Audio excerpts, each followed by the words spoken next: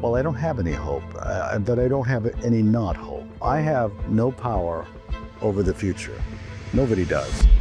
Today's guest is Paul Watson, one of the boldest ocean activists of all time. He co-founded Greenpeace in the early 70s and later founded Sea Shepherd, a group known for taking direct action against whalers, poachers, and illegal fishing boats. I don't think anybody's ready to take the problems that we have to deal with right now. There's never been, I think, a generation that's been faced with that dilemma of uncertainty. Paul's been arrested multiple times, spent time in prison, and was even put on Interpol's Red Notice list, all because he refused to stand by while marine life was being destroyed.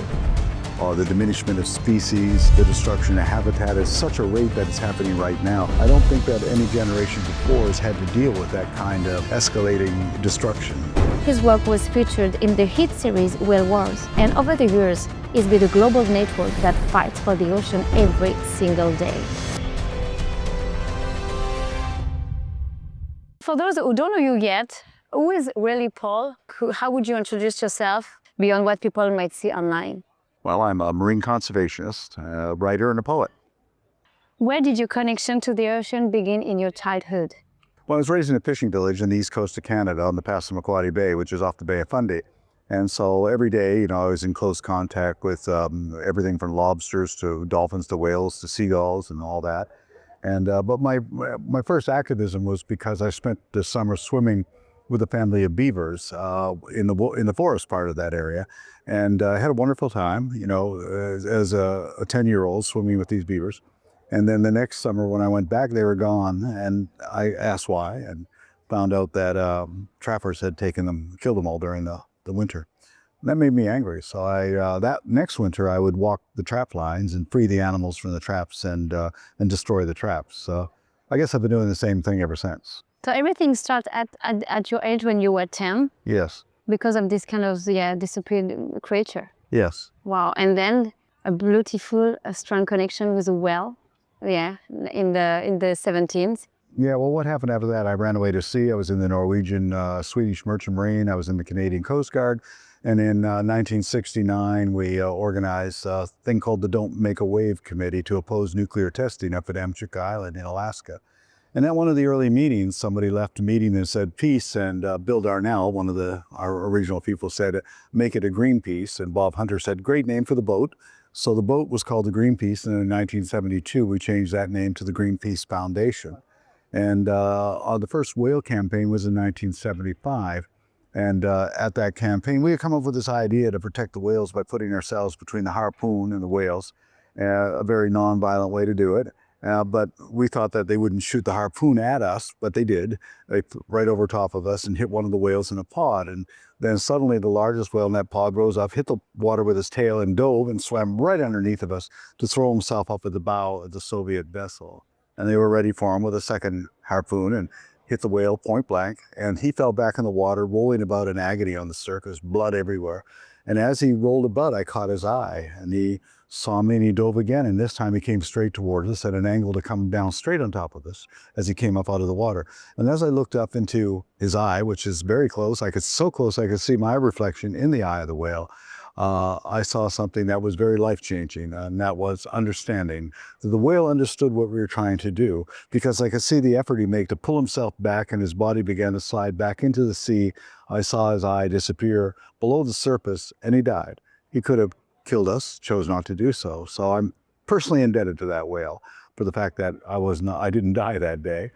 And but as I sat there in the middle of the Russian whaling fleet, and I'm saying to myself, why are they killing these whales? And they don't eat them, they kill them for oils, for Massetti oil. And it was highly prized for high heat resistant lubricating oil for machinery. And one of the things it was really prized for was for the construction and maintenance of intercontinental ballistic missiles. And I say, here we are killing this incredibly beautiful, socially complex, self-aware sentient being for the purpose of making a weapon meant for the mass extermination of human beings. And that's when it hit me. We're insane. We're absolutely insane. So what I do all my life is to protect them from us. I don't do this for people, I do it for them. And that's why you are an ocean lover and fighter and parrot for over 5 decades now. And back then, what led you to your decision to leave Greenpeace and from Sea Shepherd instead? Well, in 1977, I was a campaign leader for Greenpeace to protect seals off the coast of Labrador. And a sealer was about to kill a seal, and I ran forward, grabbed the club from his hand, and I threw it into the ocean. Then I picked up the baby seal and took it to safety. And Greenpeace accused me of a theft and vandalism. I stole the man's property, and I destroyed his property, and to them that was a violent act. And I said, yeah, but I saved the seal's life. And they said, well, we're here to bear witness. We're not here to do those kind of things. And I said, well, I can't work with that. And that's when I developed this approach, which I call aggressive nonviolence, to aggressively intervene, but at the same time not injure anybody. Now, 50 years later, we never injured anybody in that 50-year period. Yeah. Never been convicted of a crime. Never. So it's been an unblemished record. Never been lost a lawsuit, a civil lawsuit. So I think it's a perfect approach. It works. Aggressive nonviolence is a very workable strategy. What did you believe this kind of direct action, like people say, was necessary when the NGO was sticking to protest and policy in the 1979? When the people that say, yes, tissue paper, they are too radical, they use physical action, it's your answer to that? Well, I never understand being accused of being too radical. I'm a conservative. You don't get more conservative than being a conservationist. That's the ultimate conservatism, is to conserve. The radicals are out there overfishing the ocean, destroying the planet, cutting down all the forests. That's radical activity. That is extremism to me. So when people call me an eco-terrorist... To me too, yeah. Too. So when people call me an eco-terrorist, I said, I've never worked for Monsanto or British Petroleum, so I'm not an eco-terrorist. You've taken risks in your life, and few others would dare take and pay the price. Can you walk us through what happened and why you were detained and how those legal changes affect you and your work and your vision? Well, we take those risks. The thing is, I've never been convicted of a crime, but the real problem for the Japanese is we embarrassed and humiliated them with a television show. And they want their retribution. They want their revenge. They're a powerful country, so they can make these charges, which are quite frankly ridiculous. Interpol is set up, the Red Notice is set up for serial killers, war criminals, major drug traffickers. I'm the only person in the history of Interpol to be there for obstructing business and conspiracy to trespass. So it's all very political. And finally, after 10 years actually that I've been on the list of the Interpol list, Interpol now has suspended that, and they'll make a decision this month to see if it'll be a permanent decision. But we presented a very good case that is politically motivated, and Interpol is not allowed to issue their red permit, the red notice for politically motivated reasons. How could you explain that maybe to your children? How could you explain that, Dad, I am on the red list of Interpol because I'm just an activist and try to protect your future? Well, various countries have weaponized Interpol to go after whistleblowers, activists, and dissidents. So hundreds of people are being victimized by the red notice issued for just exposing atrocities, exposing the truth. Yeah. That has become a crime in our day and age. You don't want to embarrass corporations and governments, and therefore, they'll do everything to try and stifle that. We live in a lot freer times. We lived in a lot freer times 20, 30, 40 years ago. But as resources become diminished, and they have to protect those diminished resources, and they're going to have more repressive laws, and they're going to punish people more to try and discourage people from actually protecting the environment from their excessive exploitation. Did you ever feel like the legal risks outweighed the impact you could make?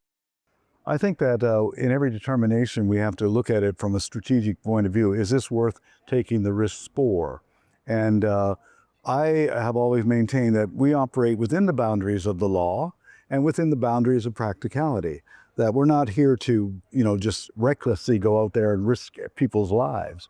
We're going to make strategic choices, and there's the realization that not only do you intervene in the field at sea, but also you have to be prepared to intervene in the courtroom. And so that's why we won every legal case that we've been involved in. How did you keep Sea Shepherd operational through all of that? How do we keep it operational? Well, it's always been a struggle. And unfortunately for me, the biggest problem was from the inside, not from the outside. Taking on governments and corporations and whaling and sealing, that's relatively easy. What happened was that I got hijacked from inside by people who saw an opportunity to profit from what we were doing. And then in 2022, in August 22, I was dismissed from the organization that I created. And so these people could take over. I didn't understand why. I'm still. Well, they said I was too controversial, that I was too confrontational, and they wanted to be more mainstream. They wanted to work with corporations. In fact, they did a partnership with a fishing company in Australia. They did a partnership with an insurance company, Allianz Insurance. They did a partnership with an Israeli security firm.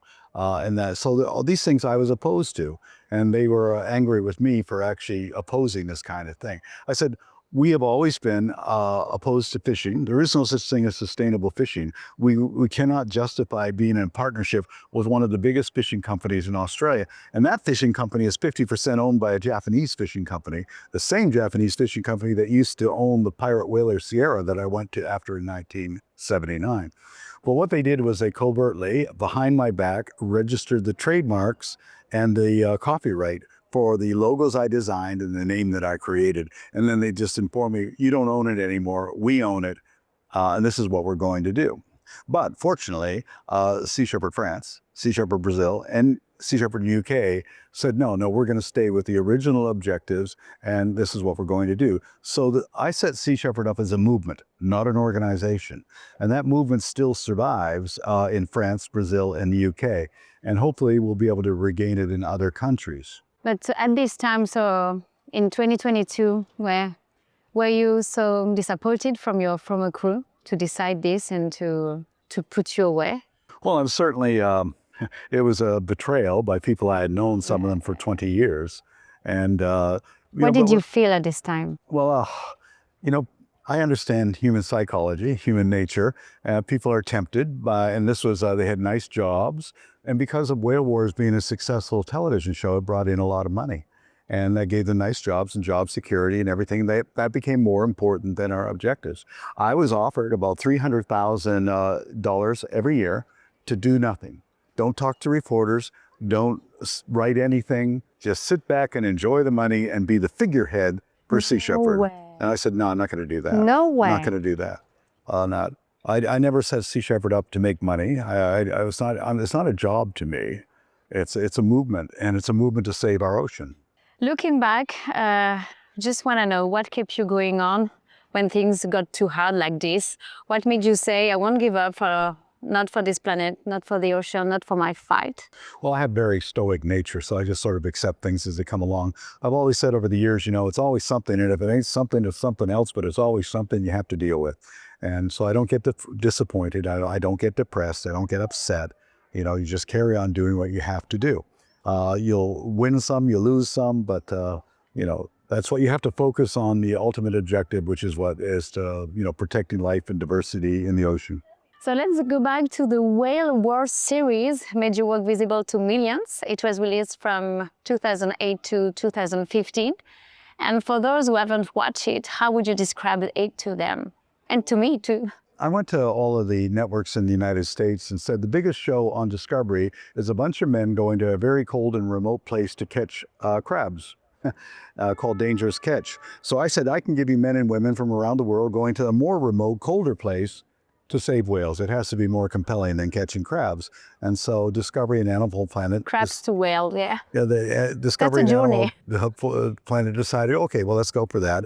And we did our first thing in 2007, going out there. Actually, we did a pilot before in 2006 and 2007, which we did on our own. And then we showed that to Discovery Animal Planet, and then they made the decision to do the show, Whale Wars. And it was a true reality show in that there was no script.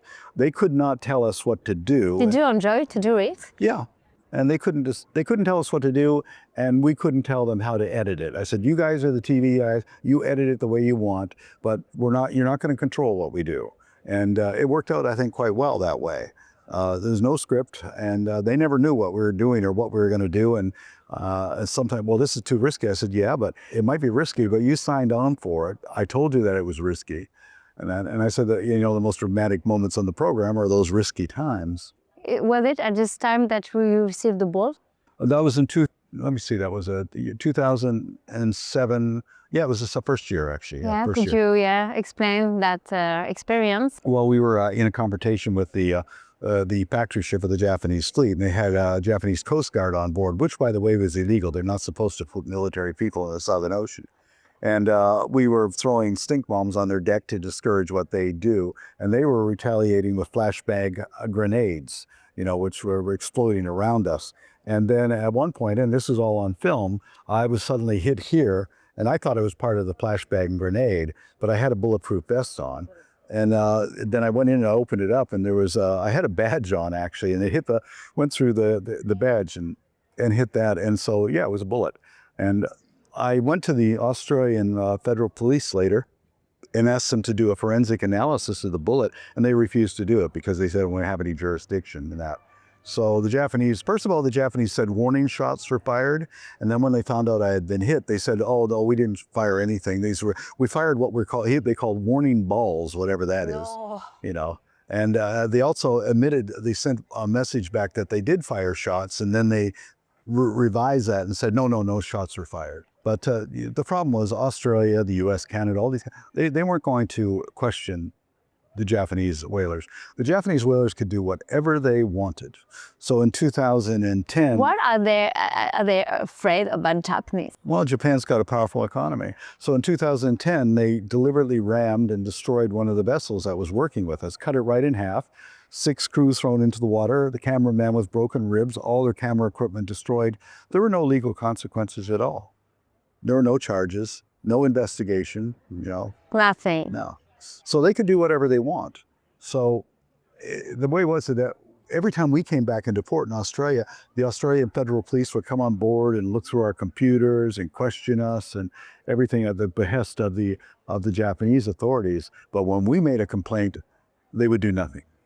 Do you have a specific, maybe shark encounter that you can share with us? Not with a whale, maybe with a shark? Well, I have swum with sharks. I have swum with sharks, and I work with Rob Stewart to make the documentary Sharkwater.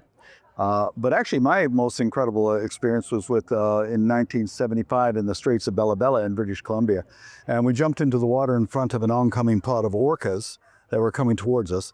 And, when you see an orca from the deck of a ship, it's a different thing to see them when you're in the water with this much of your head above the water. And I saw these orcas coming towards us, and then they suddenly disappeared. And the only thing more intimidating than an oncoming pod of orcas is when you don't know where they are. And this was in 75, when people thought orcas ate people, really. They've come a long way since then. But suddenly those orcas surfaced right beside us. And I grabbed hold of the dorsal fin of one of the orcas and was pulled through the water. Actually I was riding a whale.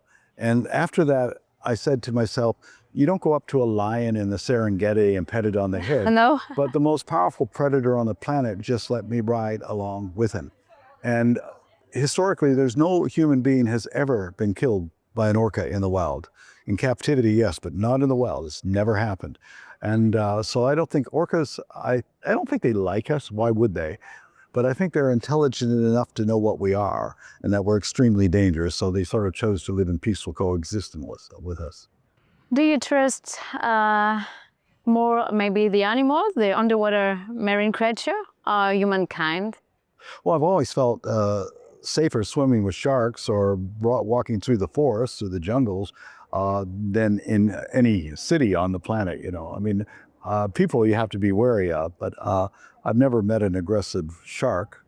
And when you think about it, every day about 200 million people go into the ocean all over the world.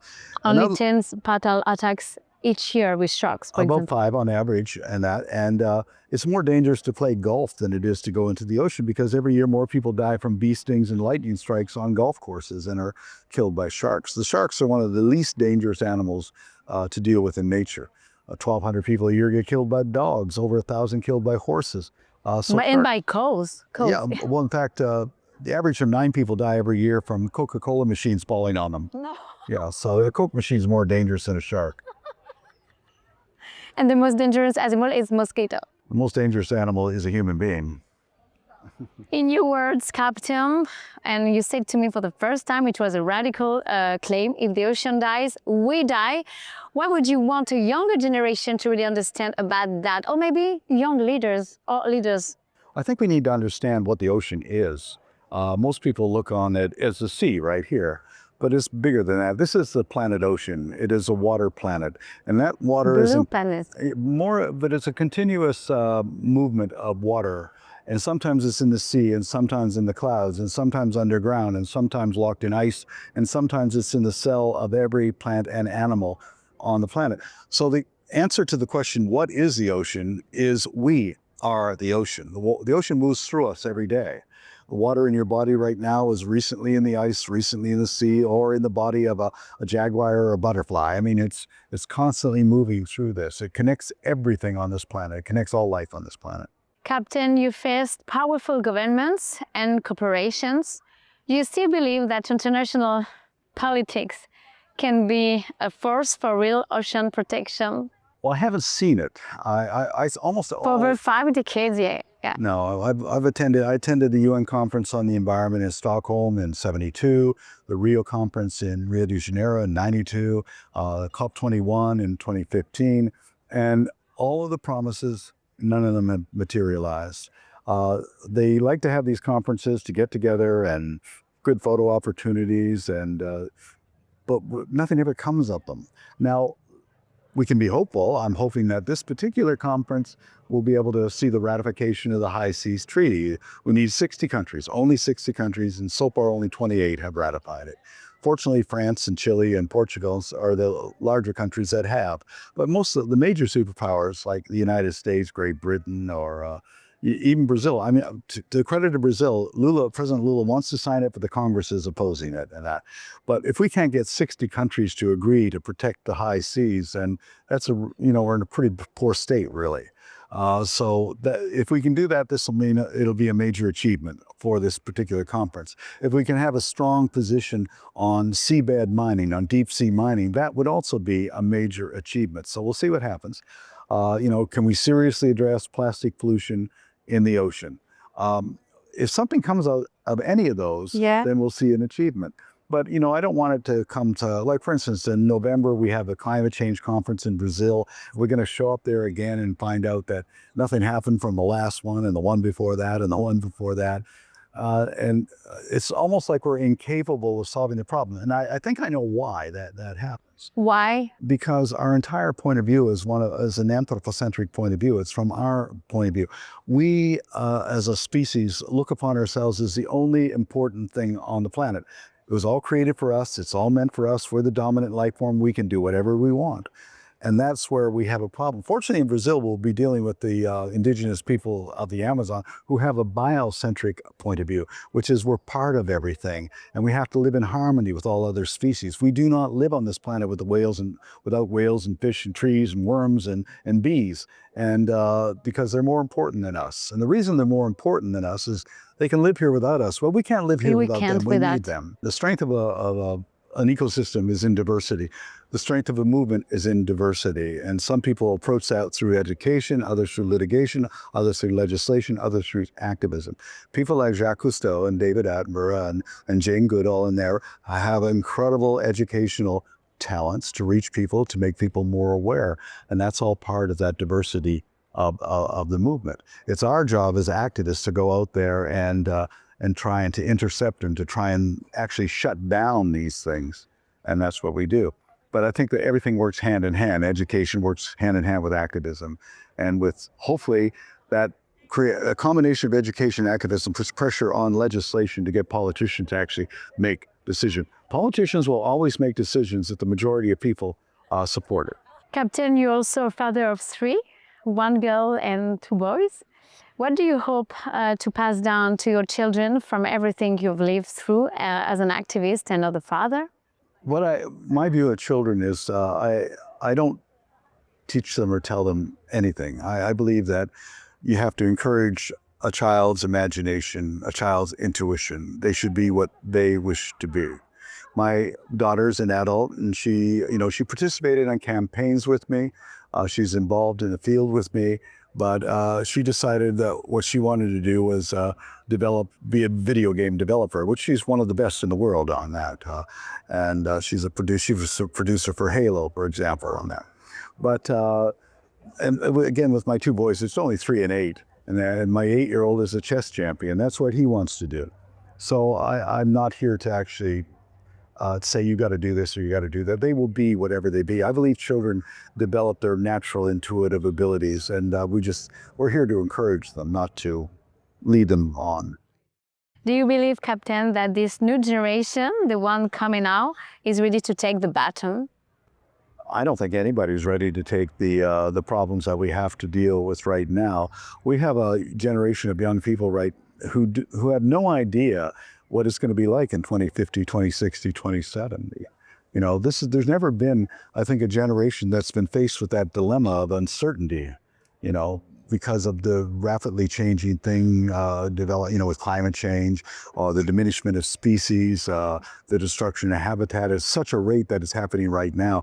I don't think that any generation before has had to deal with that kind of escalating destruction. So what's your hope today? Well, I don't have any hope, but I don't have any not hope. I learned a long time ago, I have no power over the future. Nobody does, but we have absolute power over the present.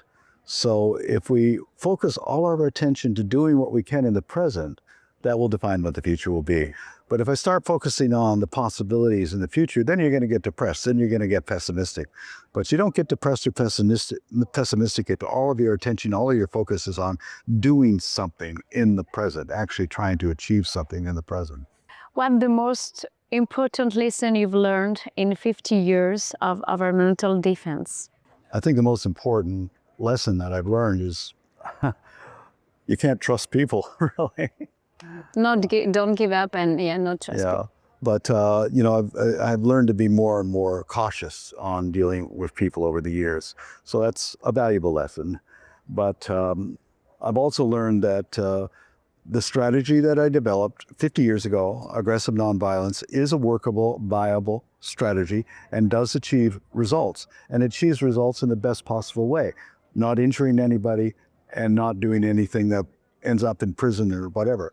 I've been 5 months in Greenland in prison. I was 120 days in the Netherlands on a Norwegian extradition request. This is all political, but I was never convicted of a crime. So That's true, yeah. So the prison time was sort of a campaign. I took the time in Greenland to turn that into a campaign against Japanese whaling and against the killing of pilot whales and dolphins in the Danish Faroe Islands. It was a great campaign. We increased so much awareness about those two things because of it. And all I had to do was sit in a very comfortable prison cell in the Greenland and look out the window and see the whales and the fjords of all. And you received a lot of messages all around the world, especially from children, many draws. Those 7,000 letters while I was there, over 1,000 drawings of whales from children all over the world. It was an incredible educational opportunity, because I always believe that every situation you find yourself in, you have to look for the opportunity that presents to go forward with your strategy, with what you want to achieve. It's like you feel you have still hope in any case finally, because you're in jail. Okay, maybe this is the opportunity to highlight this whaling campaign, and Again, it's focusing on the present. I'm not going to be concerned about the future. And so I wasn't thinking in the prison in Greenland of, what's going to happen a year from now. I was thinking about what can we do right now. And, every 2 days I get this huge stack of letters. And I was really encouraged to get dozens and dozens of letters from Japan, all very positive and, getting support. I would say that most people in Japan are against whaling. Most people in Japan, just like anywhere else, want to live on a clean planet. They want to live in an ocean of biodiversity and that. So a lot of people will try to say that I'm anti-Japanese. But then again, when I was opposing Russian whaling, I was anti-Russian. I was opposing Norwegian whaling, I'm anti-Norwegian. We just label everything like that. To me, there's no such thing as a nationality. There's only human beings. It doesn't matter what their national flag is or anything else like that. So I don't identify it with any particular nation. What would you say, Captain, to someone listening right now who feels overwhelmed and unsure where to start to have an impact on this planet? I would say that everybody has the opportunity to change the world. And all you have to do is harness passion to imagination and courage, and you can do it. Look what Greta Thunberg is able to do, the attention she draws to things when she gets involved in it. Because of Diane Fossey, we still have mountain gorillas in Rwanda. Because of David Wingate, the Bermuda Storm Petrel did not go extinct. One person can change the world, and we should never be deterred to think that we can't do it. And no matter how difficult the situation is, we should keep in mind that the answer to the impossible problem is to find the impossible solution. And I always use this as an example. 1972, the very idea that Nelson Mandela would be president of South Africa, that was unthinkable. It was impossible. And yet that impossibility became possible. And I see that in so many cases, problems solved through people striving to achieve impossible results, which in fact they are able to do. Like with the whale. Yeah. The whale population. I mean, when we first set out in 1971 to oppose nuclear testing in Amchitka with a small little boat, and then we went on with small boats to interfere with whaling, nobody knew what Greenpeace was. They never heard of it. And then, recently Greenpeace was fined $700 million by Energy Incorporated, a fossil fuel company. And a lot of people in Greenpeace say, oh, this is going to be the end of Greenpeace. And I'm going, no, this is the best thing that could happen to you, because it shows you how much of a threat you are to the fossil fuel companies. You're never going to pay this $700 million. You'll be appealing it until the Trump administration is not there anymore. Most likely it'll be thrown out. So just take advantage of the fact that they think you're such a threat that, that they've gone that far. And we have to keep in mind, how did Greenpeace become a household name? The French government sank the Rainbow Warrior, and that was how it became big. So you have to use every attack on you. It's like a keto when it comes forward. Like an opportunity. Yeah, it's an opportunity. Just throw it back. Positive mindset, Captain, always. If you had to describe the ocean in one word, what would it be and why? Describe the ocean in one word? Well, it is the planet. It's the planet ocean. It's everything. Everything we are is the ocean. Ocean is life. Yeah. Well, water is life. Yeah, ocean is life. So we have two traditions in this podcast. Our previous guest leave a question to the next one. So our previous guest asked, how can he help you to support you and to support your work? How can we help you, Captain? Well, people can choose to support whatever they want to support. I always say, get involved on the local level with local groups and see what you can do in your community. In your work, how can my previous guest can help you today?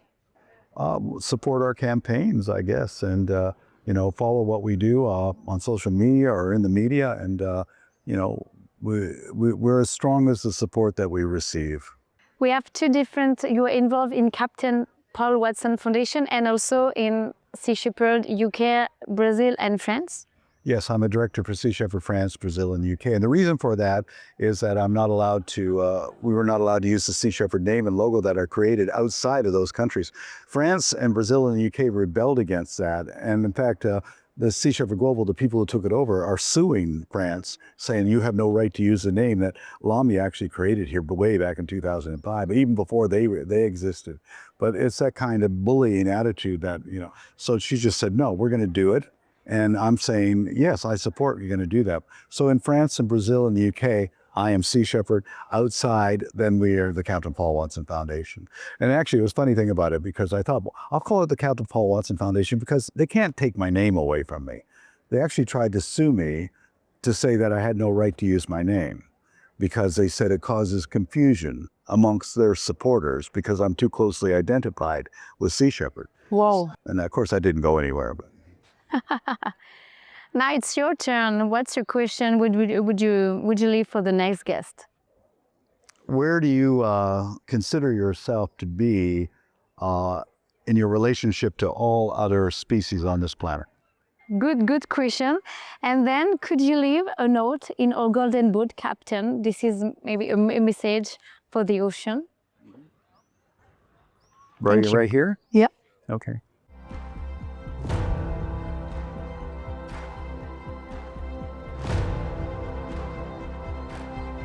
Thank you for listening to the Ecoalf Podcast Beautiful Stories.